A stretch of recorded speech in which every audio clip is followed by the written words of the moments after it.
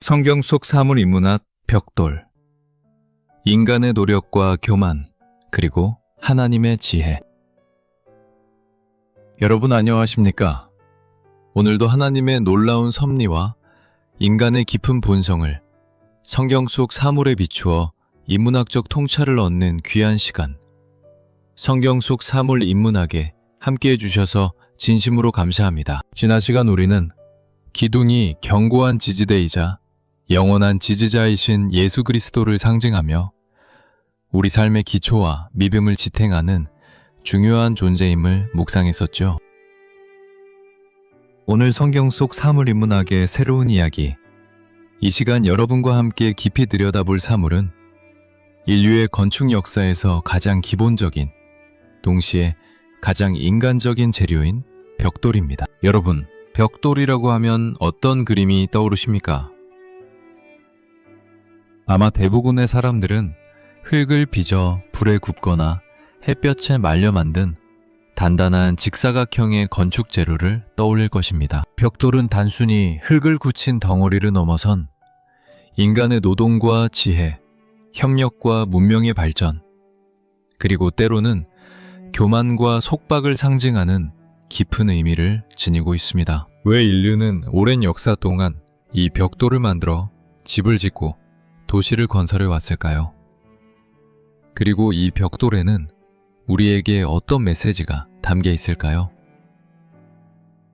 인류 역사 전체, 그리고 성경 속에서 벽돌은 단순히 건물을 구성하는 재료를 넘어 인간의 연합과 자기 영광 추구, 노예의 고통스러운 노동, 하나님의 심판과 언약, 그리고 영원한 구원의 길이라는 거대한 서사를 아우르는 놀랍도록 깊은 의미를 지니고 있었습니다. 벽돌은 인간의 본질과 하나님의 섭리를 가장 극명하게 보여주는 존재로 자리매김했죠. 태초부터 시작된 인간의 삶이 어떻게 이 벽돌이라는 상징을 중심으로 펼쳐졌는지, 그리고 물리적인 벽돌을 넘어선 영원한 건축의 기초, 곧 예수 그리스도를 향한 인간의 갈망과 하나님의 약속이 어떻게 연결되는지, 그 모든 이야기가 이 벽돌에 담겨 있습니다.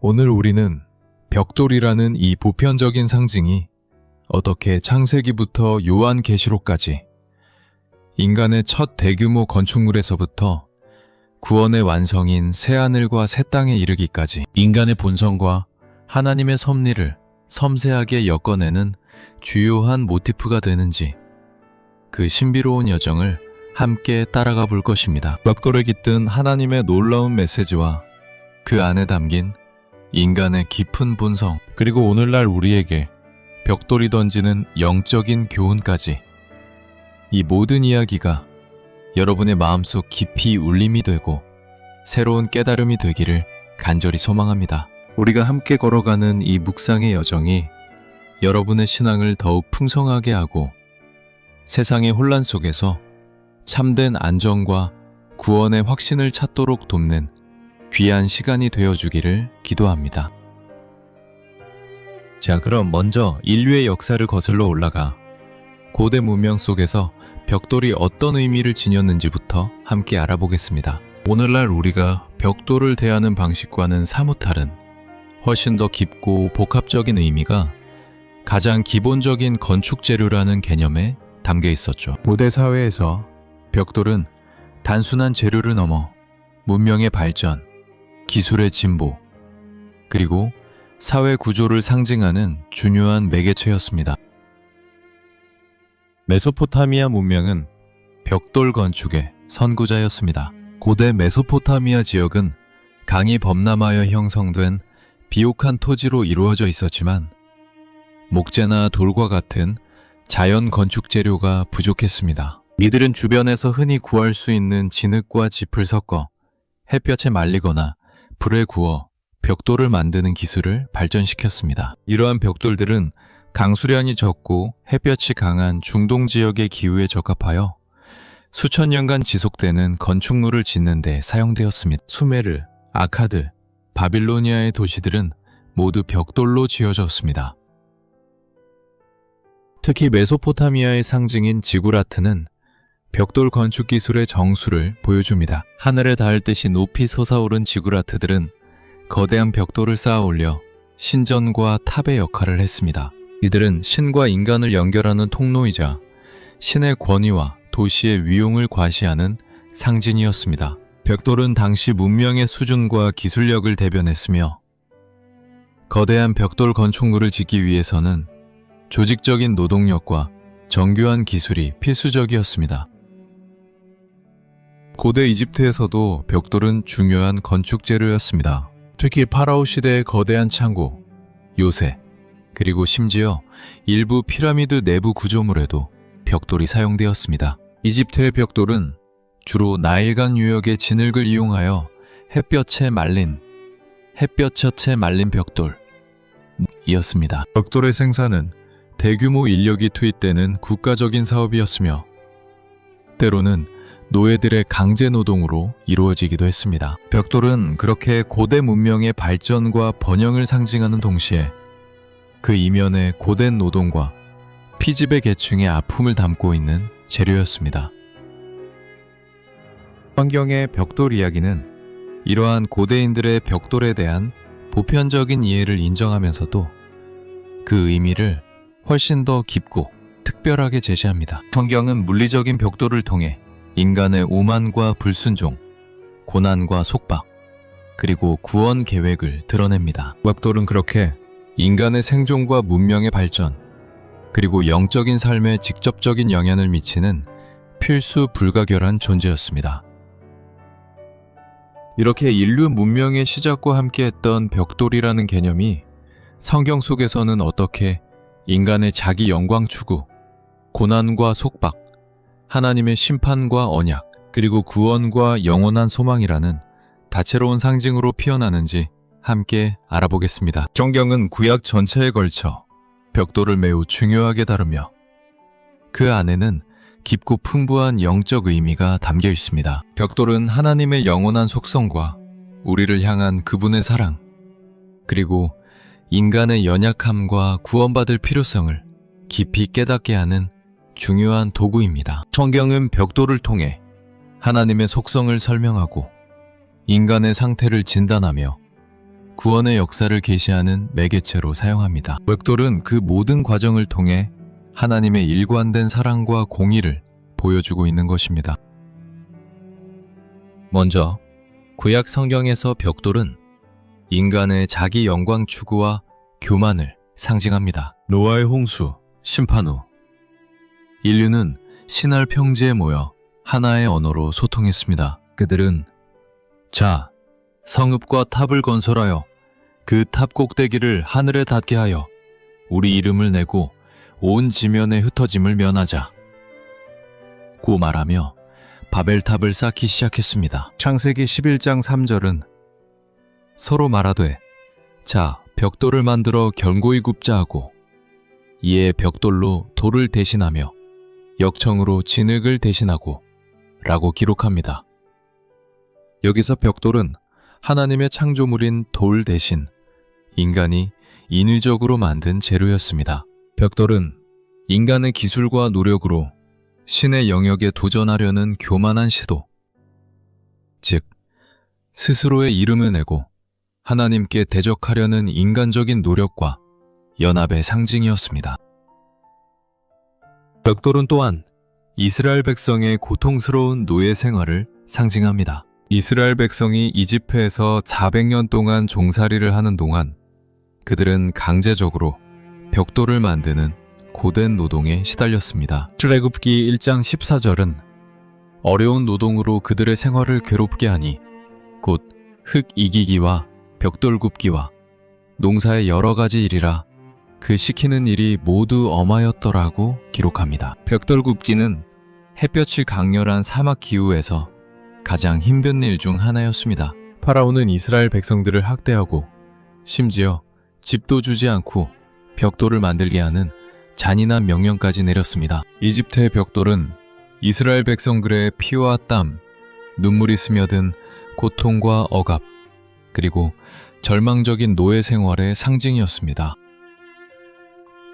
이사야 선지자는 이스라엘 백성의 죄악된 행위를 벽돌에 비유하며 하나님의 심판을 경고했습니다. 이사야 65장 3절은 밀 한결같이 내 앞에 우상을 섬기며 동산에서 제사하며 벽돌 위에서 분향하여 내게 노를 격발하며 라고 기록합니다. 여기서 벽돌은 이방신을 숭배하고 우상을 섬기는 데 사용되는 불의한 제단이나 제단을 쌓는 재료로 언급됩니다. 인간이 하나님의 계명을 어기고 스스로 만든 방식대로 예배하며 하나님의 진노를 사는 죄악된 행위를 벽돌은 상징하고 있었습니다. 이는 인간의 인위적인 노력과 신앙이 때로는 하나님을 진정으로 섬기는 것을 방해할 수 있음을 보여줍니다.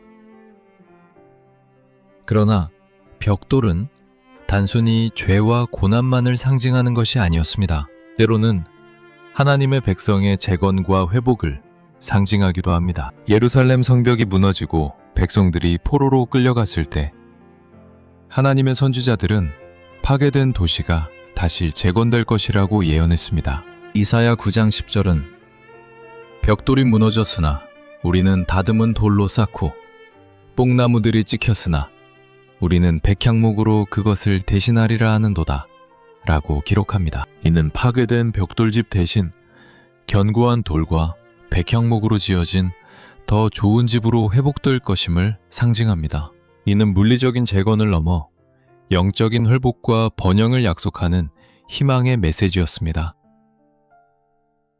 또한 벽돌은 하나님의 지혜를 통해 사용될 때 새로운 의미를 갖습니다. 바빌론의 거대한 벽돌 건축물들이 하나님의 계획 아래 움직이는 요셉의 지혜로운 곡식 창고와 대비될 때 인간의 기술과 노력이 어디를 향해야 하는지 질문을 던집니다. 벽돌 자체의 문제는 아니었고 그것을 사용하는 인간의 의도가 문제였습니다. 벽돌은 그렇게 인간의 선택에 따라 파멸의 도구가 되기도 하고 재건의 재료가 되기도 하는 중립적인 상징이었습니다.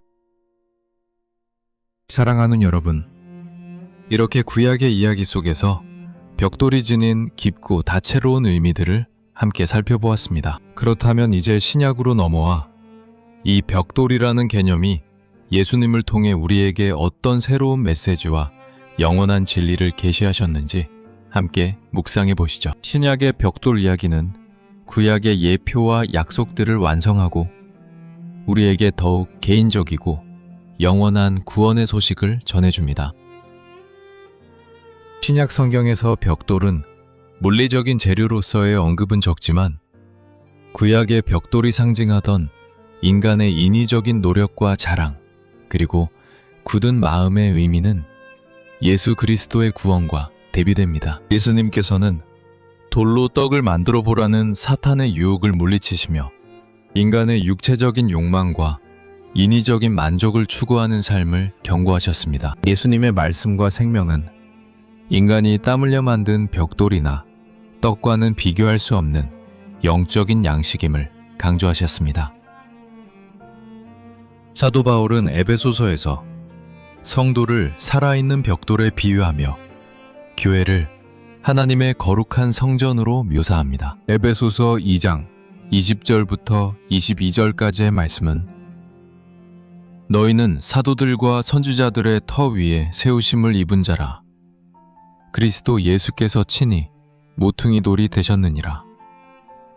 그의 안에서 건물마다 서로 연결하여 주 안에서 성전이 되어가고 너희도 성령 안에서 하나님이 거하실 처소가 되기 위하여 그리스도 예수 안에서 함께 지어져 가느니라고 기록합니다. 여기서 벽돌처럼 다듬어진 우리 믿는 자들 각자가 예수 그리스도를 모퉁이 돌 삼아 연합하여 살아있는 하나님의 성전을 이루어간다는 의미가 강조됩니다. 물리적인 벽돌 건물을 넘어선 영적인 건축, 곧 교회를 세우는데 우리 각자가 중요한 역할을 한다는 것입니다. 베드로 사도 또한 그리스도인들을 산 돌에 비유하며 벽돌과 돌의 의미를 영적으로 심화시킵니다. 베드로전서 2장 5절은 너희도 산 돌같이 신령한 집으로 세워지고 예수 그리스도로 말미암아 하나님이 기쁘게 받으실 신령한 제사를 드릴 거룩한 제사장이 될지니라고 말합니다. 구약의 벽돌이 인간의 손으로 빚어진 죽은 재료였다면 신약의 성도들은 예수 그리스도의 생명으로 거듭난 살아있는 벽돌과 같습니다. 이 살아있는 돌들이 모여 영적인 성전인 교회를 세워가는 것입니다. 이는 인간의 인위적인 노력으로 세워진 벽돌 건물보다 성령의 역사로 거듭난 성도들의 연합이 훨씬 더 견고하고 영원하다는 메시지입니다.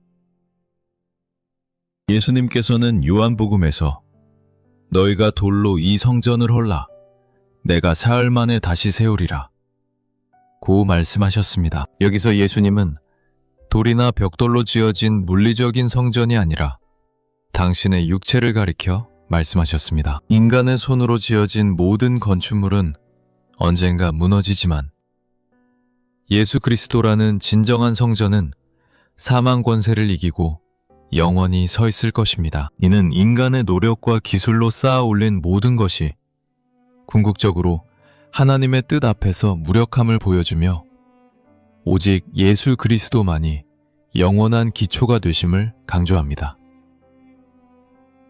요한계시록의 마지막 장에서는 모든 구원의 역사가 완성된 후 하늘에서 내려오는 새 예루살렘에 대한 환상이 나옵니다. 이 거룩한 성은 보석으로 된 12기초석 위에 세워져 있으며 그 성곽의 재료도 벽옥과 같은 보석들로 이루어져 있습니다.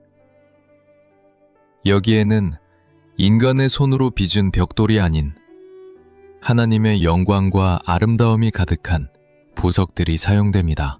이는 죄악된 인간의 노동과 교만으로 쌓아 올린 벽돌탑이 아닌 하나님께서 친히 예비하신 영원하고 완전한 건축물인 것입니다. 새 예루살렘은 모든 벽돌과 돌을 넘어선 영원한 하나님의 집이자 믿는 자들이 예수 그리스도 안에서 영원히 견고하게 거할 성전임을 약속합니다.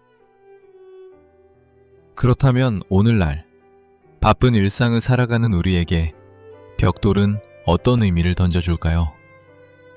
끊임없이 자신의 힘과 노력으로 무언가를 쌓아 올리려 노력하지만 역설적으로 공허함과 무너짐을 경험하는 현대인의 삶 속에서 벽돌이라는 상징에 담긴 성경적, 인문학적 메시지는 우리의 영적 삶에 깊은 질문과 깨달음을 안겨줍니다. 현대사회는 인간의 기술과 연합을 통해 유토피아를 건설하려 하지만 그 안에서 우리는 진정한 평화와 영원한 가치를 찾는데 어려움을 겪고 있습니다. 먼저 벽돌은 우리에게 인간적인 노력과 연합의 한계를 상기시킵니다. 바벨탑처럼 인간의 힘으로 무엇인가를 쌓아 올리려는 시도는 하나님의 뜻에 순종하지 않을 때 결국 허물어지고 흩어질 수밖에 없습니다. 우리의 열심과 노력이 아무리 대단해도 그것이 자기 영광을 위하거나 하나님의 주권을 무시하는 것이라면 벽돌탑처럼 무너질 수밖에 없습니다. 우리의 모든 수고와 노력이 하나님 앞에서 겸손하고 그분의 뜻을 구하는 것이 아니라면 결국은 무의미한 벽돌 쌓기가 될 뿐임을 벽돌은 경고합니다. 둘째, 벽돌은 인간의 고난과 연단을 의미합니다.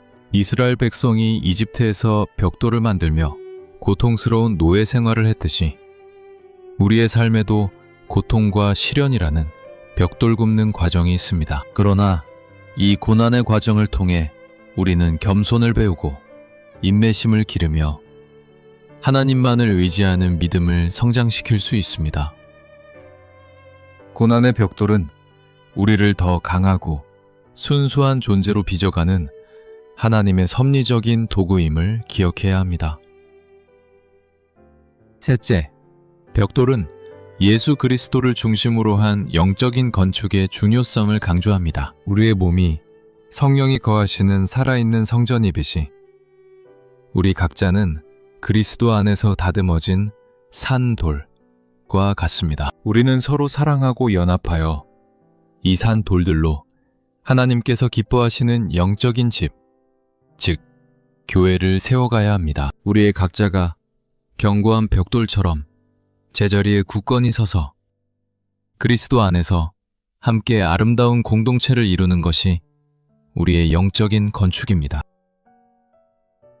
넷째, 벽돌은 영원한 것을 추구하는 지혜를 가르칩니다. 이 땅의 모든 벽돌 건물은 언젠가 낡고 무너집니다. 그러나 우리는 예수 그리스도라는 영원한 반석 위에 우리의 삶을 세우고 하늘 창고에 영적인 보물을 쌓음으로써 영원한 가치를 추구해야 합니다. 하나님께서 약속하신 새 예루살렘은 인간의 손으로 만든 벽돌이 아닌 하나님의 영광과 아름다움으로 가득한 보석으로 지어진 영원한 도성입니다. 우리의 소망은 썩어질 벽돌이 아니라 영원한 하나님의 건축물에 두어져야 합니다.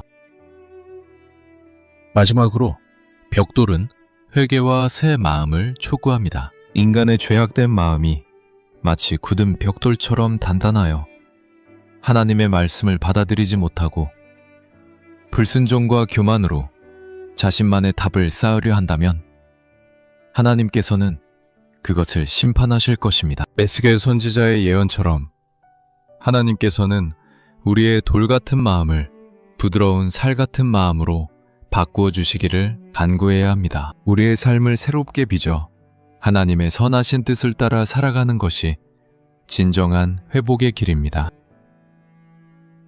사랑하는 시청자 여러분, 성경 속 사물 인문학 이야기 벽돌에 대한 깊은 묵상을 함께 해주셔서 진심으로 감사합니다. 벽돌은 인류의 역사 속에서 건축과 노동의 상징이었을 뿐만 아니라 성경 전체를 관통하며 인간의 교만과 고난, 하나님의 심판과 회복, 그리고 영원한 구원을 가장 극적으로 보여주는 귀한 증인이었습니다. 우리의 삶은 소금 언약처럼 흔들림 없는 믿음으로 견고히 서야 하고 지혜로운 소금처럼 생명을 나누는 말을 건네야 합니다. 그리스도의 빛을 발하는 등불처럼 세상을 비추며 생명나무처럼 하나님의 말씀 안에 깊이 뿌리내려 풍성한 영적 열매를 맺어야 합니다. 겸손한 물처럼 세상을 적시며 굳건한 돌처럼 주님을 증거하고 빵처럼 자신을 내어주어 세상을 섬겨야 합니다. 노아의 방주처럼 예수님 안에서 참된 구원의 피난처를 찾아야 하고 바벨탑의 교만을 버려 진정한 연합을 이루며 횃불처럼 진리의 빛을 밝혀야 합니다. 언약의 피로 영원한 생명을 누리고 야곱의 베개돌이 되었던 순간처럼 고독 속에서도 하나님의 언약을 굳게 붙들어야 합니다. 이 땅의 집에서 하늘의 영원한 집을 소망하며 성전과 성막처럼 우리 자신을 하나님의 임재를 위한 거룩한 처소로 삼아야 합니다. 회당처럼 말씀과 기도로 연합하는 공동체를 이루고 창고처럼 지혜롭게 하나님의 공급을 관리하며 나누어야 합니다. 감옥의 속박에서 벗어난 자유인으로 살아가고 망대처럼 영적으로 깨어 시대를 분별해야 합니다. 견고한 성곽처럼 그리스도 안에 숨어 안전을 누리고 문이신 예수님을 통해 하나님께 나아가며 지성소처럼 우리 자신을 하나님과의 친밀한 만남의 장소로 가꾸어야 합니다. 기둥처럼 그리스도 안에서 흔들림 없는 지지대로 서야 하며 마침내 우리 자신을 하나님의 말씀으로 빚어진 살아있는 벽돌로 삼아 그리스도 안에서 세워지는 영원한 성전의 한 부분이 되어야 합니다. 오늘 이 시간 여러분의 영혼에 작은 울림과 은혜가 있었기를 바라며 다음 이야기에서 또 다른 성경 속 사물이 품고 있는 영적 보화를 함께 탐험하며 만나 뵙기를 기대합니다. 이 채널의 귀한 이야기가 계속 이어질 수 있도록 잠시 시간을 내어 구독 버튼을 눌러주시고 이 영상이 좋으셨다면 좋아요를, 다음 이야기도 놓치지 않으시려면 알림 설정을 부탁드립니다. 여러분의 작은 관심과 참여가 저희에게는 큰 기쁨과 힘이 됩니다. 항상 하나님의 평강이 여러분과 함께 하시기를 기도드립니다. 아멘.